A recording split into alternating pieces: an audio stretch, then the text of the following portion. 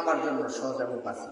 আর আমি এমন একজন মানুষ, আমার ব্যক্তিগত একটা তবিয়ত হলো আমি অল্প কথা কইতে পারলে আমি খুশি।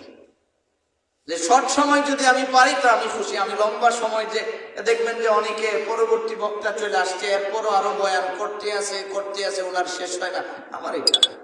আমার কথা হলো মানুষকে যদি শর্ট একটা আমল দিয়ে দিতে পারি আর ওরা যদি এই আমলটুকু করে, এটা তার নাজাতের জরিয়া হবে, আমারও মাগফিরাতের জন্য মাধ্যম হবে।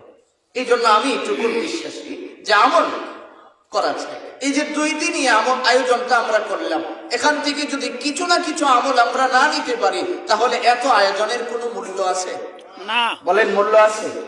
আপনি যখন বাজারে যাবেন, বাজারে যাওয়ার সময় বাড়ি থেকে বাজারের লম্বা একটা লিস্ট দিল, আপনি কি করেন? ঘুরে ঘুরে ওখান থেকে বাজার ক্রয় করেন। বাড়িতে ফেরার আগে ব্যাগ চেক করেন। বুদ্ধিমান বাজার যারা করে তারা দেখবেন চেক করে যে আমার সমস্ত লিস্ট অনুযায়ী বাজার করতে পারলাম কিনা। কথা বলুন ঠিক না?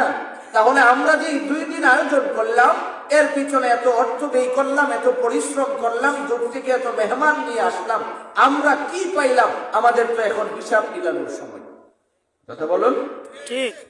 আজকে আমাদের ব্যাগ গুছানোর সময় যে আমরা এখান থেকে কি নিয়ে যেতে পারলাম।